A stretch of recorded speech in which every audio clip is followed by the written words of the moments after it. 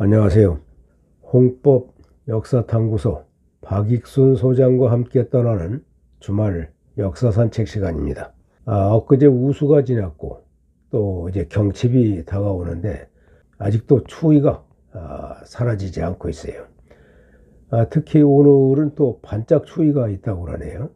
강원도 또 영동 지방 이쪽에는 20cm나 되는 폭설이 내린다 이런 예보까지 있어요.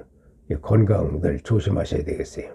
뉴스를 보니까 이 물가가 너무 올라서 서민들 생활이 참 어려운데 이제 소주값마저 껑충 뛰어가지고 이제 웬만한 식당에서는 뭐 6,000원 정도 하는 모양이에요, 한 병에. 그래서 요즘에 이 잔술로 파는 그런 식당까지 생겨났다고 그러네요. 또 이재명 민주당 대표 체포 동의안이 국회에 접수가 돼가지고 27일 날은 표결을 한다고 하는데 뭐 부결될 공산이 크지만 어쨌든 전국에 이슈가 되고 있어요. 오늘은 신라 제 51대 진석여왕의 시대로 들어가서 역사 산책을 해 보도록 하겠습니다. 신라에는 여왕이 셋이 있었죠. 통일 전에 선덕여왕과 진덕여왕. 이 두 임금은 정치를 잘한 것으로 이렇게 평가가 되고 있는데 또 나이도 이 두 임금은 40대 후반에서 50대 초반 이런 노련한 그런 나이에 왕이 됐어요. 그런데 이 진성여왕은 이런 이 통일 전에 이 선덕여왕이나 진덕여왕과는 다르게 좀 정치를 잘 못했다는 그런 평을 받고 있어요. 진성여왕의 아버지는 경문왕인데 이 경문왕이 죽고 그 경문왕의 큰아들이 왕위에 올라서 이제 헌광왕이 되죠. 근데 헌광왕이 아들이 너무 어리기 때문에 동생이 왕위를 이어받았어. 그 동생이 이제 정광왕인데 이 정광왕도 왕위에 오른 지 1년도 못 채우고 또 사망을 하게 돼요. 병석에 눕게 돼. 그래서 이 사망하기 전에 유언으로 내 지금 후사가 없는데 내 그 누이 동생 그 만이지, 김만, 누이 동생 만이 상당히 똘똘하고 또 능력이 있다.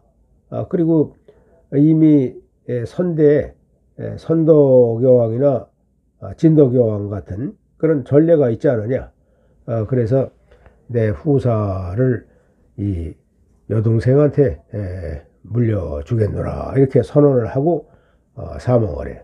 그래서 그 당시 불과 20대 초반인 김만이 왕위에 올라서 진성여왕이 됐어요. 그 진성여왕은 뭐 이제 20대 초반에 정치적인 기반이 없다 보니까 그 삼촌 각간 우용이지, 우용.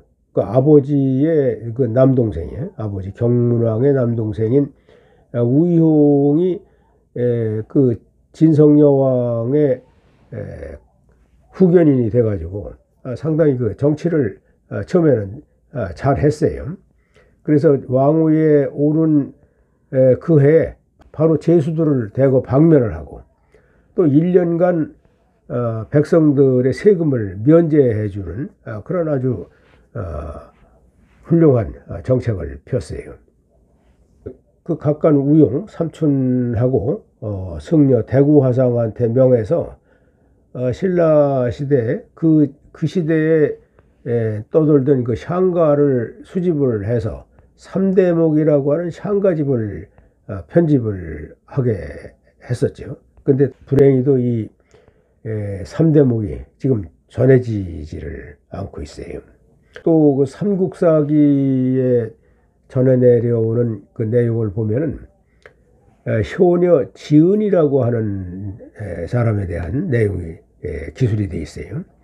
그 효녀 지은은 어려서 아버지를 잃고 어머니를 부양을 하고 있었는데 홀로 너무 살기가 어려우니까 부잣집에 아주 평생 노비로 들어갔어요.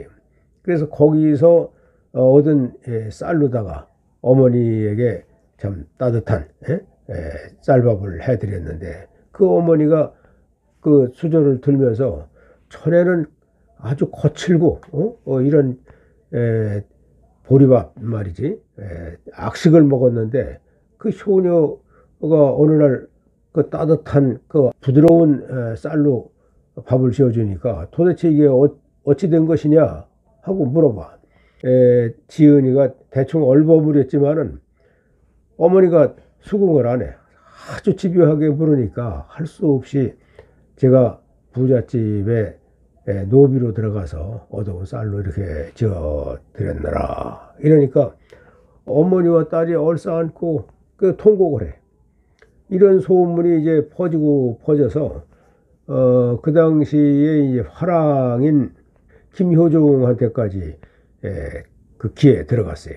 그 화랑 김효중이 지은이 몸담고 있던 부잣집에 지은의 빚을 다 갚아주고 양인으로 만들어줬어요.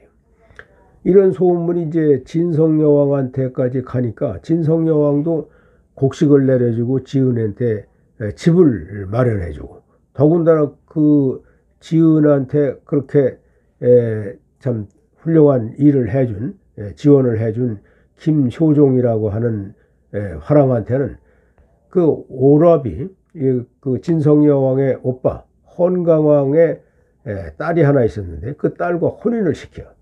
거기서 그 김효정과 그 헌강왕의 딸 사이에서 낳은 아들이 나중에 이제 김부라고 경순왕이 되는 거죠.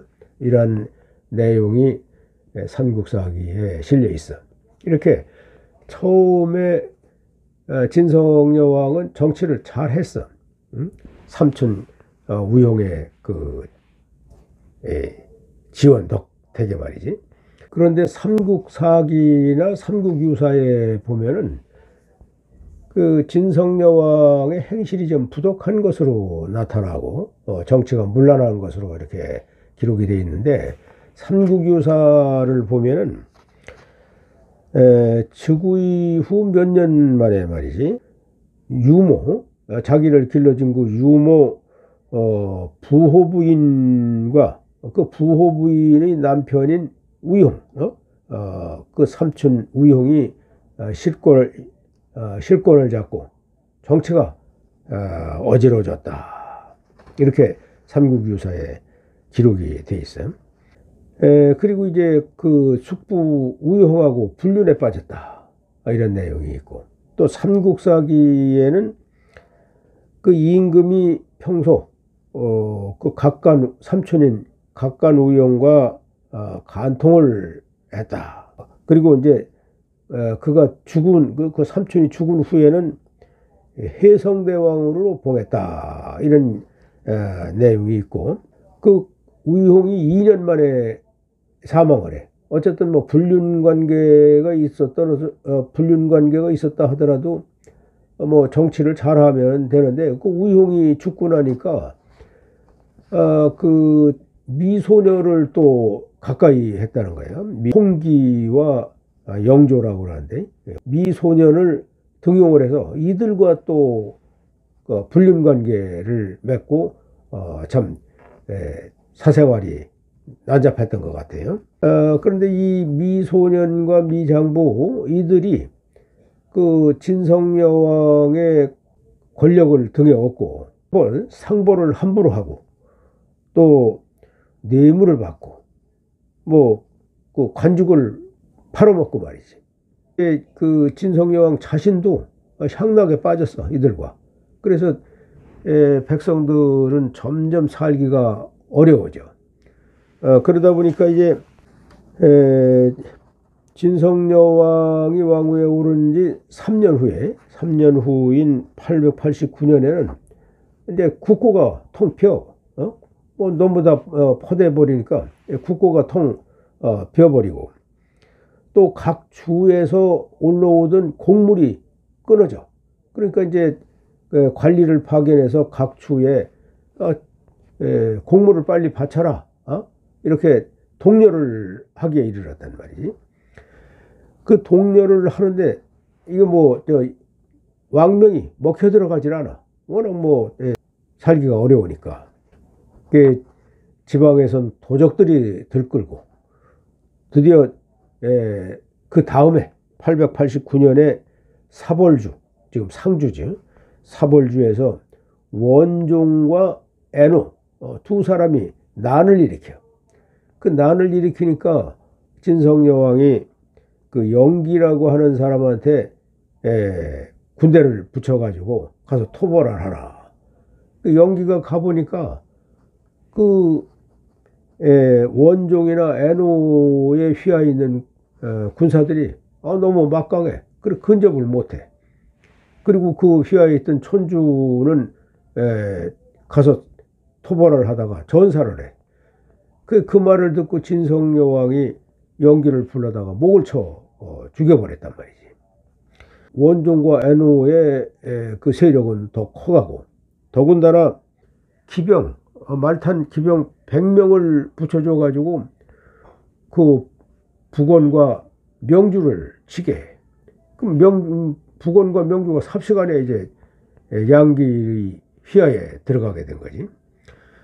그런가 하면은 또 2년 후 892년에는 무진주에서 견훤이, 신라의 장수로 있던 이 견훤이 무진주에서 또 반란을 일으키고 아주 국호를 후백자라 하고 선언을 해버려요. 양길이 부하로 있던 궁예는 거기서 더 나가가지고 이제 600명의 병력을 가지고 이 북원에서 하슬라로 쳐들어가서 아주 그 강릉 지역에 터전을 잡아버렸어요. 궁예를 따르는 무리들이 3,500명으로 늘어났다는 거예요. 원종과 애노, 양길, 또 궁예, 견훤, 이런 사람들 말고도 또 적고적이라고 해가지고 빨간 바지를 입은 그런 도적들이 또 들끓어. 아주 참 나라가 혼란 상태에 빠진 거지. 895년에 가서는 이 진성여왕이 한계를 느껴가지고 그 큰오빠 헌강왕의 그 서자가 있었어. 서자가 김뇨인데, 서자 김뇨를 불러가지고, 자, 이제 내가 여자로서 좀 한계가 온 것 같다. 또 이 요도 그 당시에 뭐 불과 15살 정도밖에 안 돼. 그렇지만은 요한테 양위를 해. 진성여왕이 뭐 정치는 잘못하고 나라가 혼란에 빠졌지만은 살아생전에 왕자의 자리를 넘겨준 거, 스스로 넘겨준 예는 별로 없는 거죠. 이것은 좀 아름답게 평가를 해야 되지 않나, 이런 생각이 들어요. 그래서 이 진성여왕의 뒤를 이은 효공왕의 시대는 다음 주에 역사 산책을 하기로 하고, 오늘은 여기서 마치도록 하겠습니다.